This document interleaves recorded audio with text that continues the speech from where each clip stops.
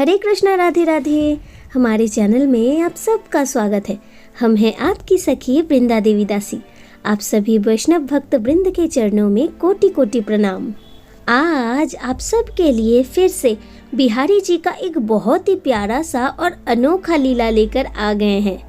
आज का ये लीला सुनकर आपका हृदय प्रसन्नता से भर जाएगा। जैसे ही अपने लड्डू गोपाल जी को लेकर भक्त बिहारी जी के मंदिर में आ गए, वैसे ही उन्हें मिला 5,500 रुपए। लेकिन बिहारी जी ने क्यों दिया भक्त को इतना रुपए? जब आप इस लीला को सुनेंगे ना, तो आपके आंखों में भी आंसू आ जाएगा। दिल्ली में रहने वाले 27 साल के सौरभ जी ने अपने जीवन का ये प्यारा सा लीला कथा आप सबके साथ शेयर किया है। सौरभ जी कहते हैं, हम बचपन से ही ठाकुर जी के भक्त थे, लेकिन लड्डू गोपाल जी के सेवा के विषय में उतना कुछ तो कभी भी नहीं जानते थे। स्कूल, कॉलेज, इन्हीं में समय बिता है दोस्तों के साथ। देखते देखते कैसे समय बीत गया समझ में ही नहीं आया। लेकिन इस साल कुछ अलग ही था हमारे जीवन में होने के लिए। हर साल की तरह इस साल भी मैंने सोचा था कि मम्मा के हाथ का पहला लड्डू और प्रसाद खाकर ही नए साल का शुरुआत करूंगा, जैसा कि हर साल होता था। लेकिन पता नहीं क्यों मन में ये भाव आया कि मम्मा पापा चलो ना, चलते हैं वृंदावन। मम्मा पापा ने कहा, अभी तो बेटा समय नहीं है। अगर तुम्हारा बहुत ज़्यादा मन कर रहा है तो तुम अपने दोस्तों के साथ चले जाओ। हमने कहा ठीक है मम्मा, तो मैं अपने दोस्तों के साथ ही चला जाता हूँ। यही कहकर मैं अपने दोस्तों के साथ निकल पड़ा नए साल को सुंदर से सेलिब्रेट करने के लिए और भगवान के आशीर्वाद को प्राप्त करने। जब हम वृंदावन पहुँचे तो वो दिन था 1 जनवरी। उस दिन बिहारी जी के मंदिर में बहुत ज़्यादा ही भीड़ था, क्योंकि सब लोग तो यही चाहते हैं ना कि चलो बिहारी जी के दर्शन के साथ ही शुरू हो हमारा नया साल। सब लोग यही सोचकर बिहारी जी के मंदिर में कर रहे थे बहुत भीड़। हम तो लाइन में खड़े थे। एक एक करके लाइन अंदर जा रहा था। लेकिन तभी दुकान में हमें मिले हमारे लाला।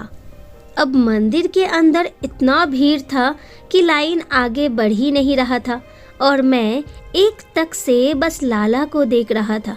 ऐसा लग रहा था कि लाला मुझे देखकर बहुत ही मुस्कुरा रहे हैं और कह रहे हैं, मुझे अपने साथ नहीं ले जाओगे क्या? पता नहीं, जैसे ही लाला ने हमसे ये कहा तो हम लाइन छोड़कर बाहर आ गए। हमारे दोस्तों से हमने कहा, यहाँ पर मेरे लिए जगह रखना, मैं एक बार जाकर उनका प्राइस पूछ कर आता हूँ। हमारे दोस्तों ने कहा ठीक है, तुम जल्दी आना। यही कहकर मैं जल्दी से दुकान में चला गया और लाला का प्राइस पूछने लगा। लाला बहुत बड़े साइज़ के थे, इसीलिए उनका जो प्राइस था वो बहुत ही ज़्यादा था। उतना पैसा तो मेरे पास नहीं था, लेकिन ऐसा लग रहा था जैसे लाला ने मेरे हाथों को ही पकड़ लिया है और बार बार कह रहे हैं, मुझे ले चलो ना अपने साथ। अब तो मन में मैंने ठान लिया कि चलो, जितना भी रुपए है सब कुछ इकट्ठा करके तुझे मैं अपने साथ लेकर जाऊंगा। यही सोचकर मेरे पास जितना भी पैसा था मेरे पेटीएम में सब कुछ मैंने दुकानदार को दे दिया और मैं लाला को वहाँ से लेकर आया। मेरे पेटीएम में उस दिन 1000 रुपये था, क्योंकि जब मैं वृंदावन आने वाला था तो मेरे दोस्त के मम्मा ने मुझसे कहा कि बेटा वृंदावन जा रहे हो तो मेरे लिए प्रसाद लेकर आना। यही कहकर उन्होंने 1000 रुपये मेरे पेटीएम में भेजा था। लेकिन वो 1000 रुपये भी खर्च हो चुका था। मुझे समझ में नहीं आ रहा था कि मैंने लाला को तो ले लिया, लेकिन अब मैं लाला को दूध कैसे पिलाऊंगा? ये तो बस 1 दिन का बच्चा है, भूखा कैसे रहेगा? यही सोचकर मेरे आंखों से अश्रु गिर रहा था। तभी मैंने बिहारी जी के मंदिर की तरफ देखा तो लाइन आगे बढ़ चुका था और मेरे सारे मित्र मंदिर में प्रवेश कर चुके थे। लाला को गोद में लेकर बस एक ही ख्याल मेरे मन में आ रहा था, लाला मैंने तुझे ले तो लिया, लेकिन मेरे पास तो एक फुटी कौड़ी भी नहीं कि मैं तुझे दूध पिलाऊं। पता नहीं तू कब से यहाँ बैठा है, तुझे कितना भूख भी लगा होगा, लेकिन मैं तुझे कैसे खिलाऊं लाला? यही सब सोच रहा था। तभी अचानक से मेरे मन में भाव आया कि चलो एक बार बिहारी जी को दर्शन तो कर लूं। उसके बाद मित्र से कहकर कुछ भी पैसा जोड़कर लाला को दूध पिलाऊंगा। यही कहकर मैं लाला को गोद में लेकर चल पड़ा बिहारी जी को दर्शन करने। लेकिन तब जो मेरे जीवन में हुआ वो सबसे ज़्यादा हैरान करने वाला था। जैसे ही मैं मंदिर के अंदर गया, वैसे ही सारे भक्त मेरे लाला को लेकर बहुत ही खुश हो रहे थे। वो बार बार मुझसे कहने लगे, क्या लाला को एक बार गोदी ले सकते हैं, कितना प्यारा लाला है। यही कहकर वो लाला को गोदी में ले रहे थे, बहुत प्यार कर रहे थे और साथ ही वो लाला को ढेर सारा पैसा भी दे रहे थे। मैंने उनसे कहा, अरे मैया, पैसा क्यों दे रही हो लाला को, मत दो ना।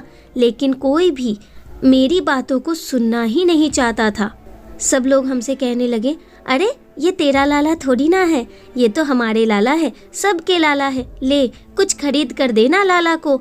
देखना कितना भूख लगा है लाला को, मुंह पूरा सूख चुका है, अच्छे से दूध पिला देना। और देखो तो जरा, लाला के शरीर में वस्त्र भी नहीं, बस टावल से ढक रखा है, चलो अच्छा सा वस्त्र खरीद के देना। यही कहकर वो बार बार लाला को ढेर सारा पैसा दे रहे थे।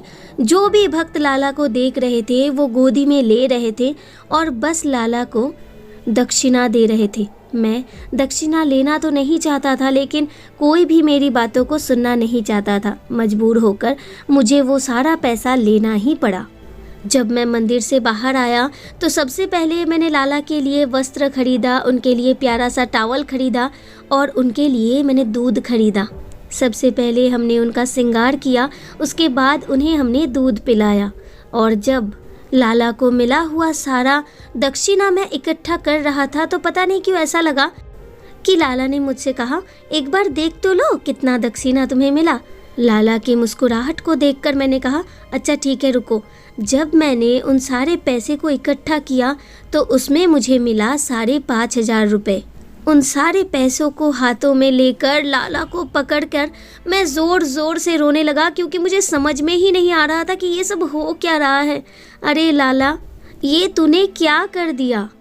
तब मेरे अंतर आत्मा, मेरे परमात्मा ने मुझसे कहा, तुम सोच रहे थे ना कि तुम घर कैसे वापस जाओगे, लाला को दूध कैसे पिलाओगे, कहाँ रहोगे, क्या खाओगे। तो देख, मैंने तुझे सारा इंतज़ाम कर दिया।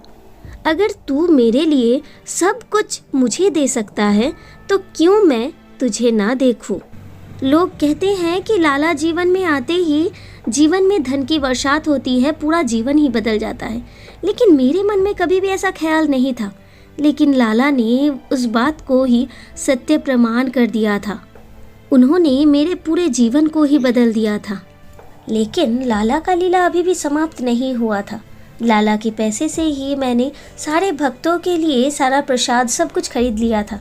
लेकिन पता नहीं क्यों मन में एक बार ख्याल आया, चलो पेटीएम एक बार चेक कर ही लेता हूँ। वैसे भी तो पेटीएम में कोई रुपए है ही नहीं।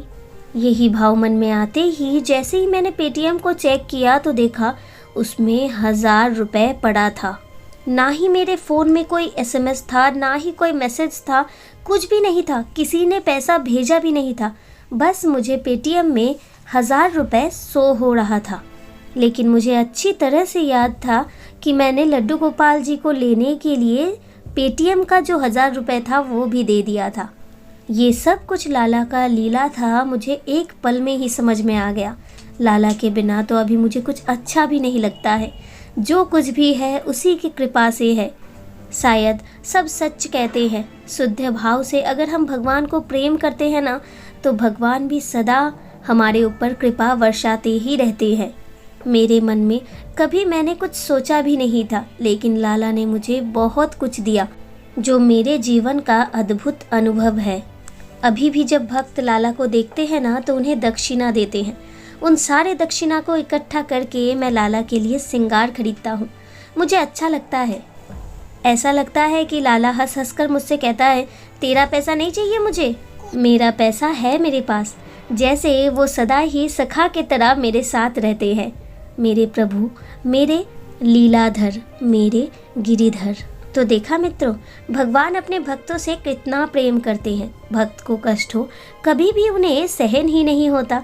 सारे कष्ट को दूर करने वो आ ही जाते हैं, अपना लीला दिखा ही देते हैं। अब आप बताइए, आज का ये प्यारा सा लीला कथा आप सबको कैसा लगा।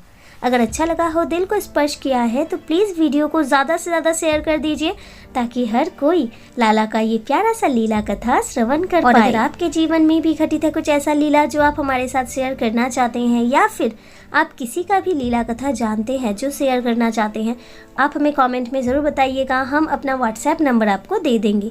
और अगर आप हमारे चैनल में नए हैं तो प्लीज़ हमारे चैनल को सब्सक्राइब कर दीजिए, बेल आइकन को भी प्रेस कर दीजिए हर रोज़ ठाकुर जी का ऐसा ही प्यारा प्यारा लीला कथा सुनने के लिए। नेक्स्ट वीडियो में ऐसे ही अपने गोपू के साथ, अपने फैमिली के साथ सदा हंसते रहें, बहुत बहुत बहुत खुश रहें। Hare Krishna, Radhe Radhe, thank you for watching, Hari बोल।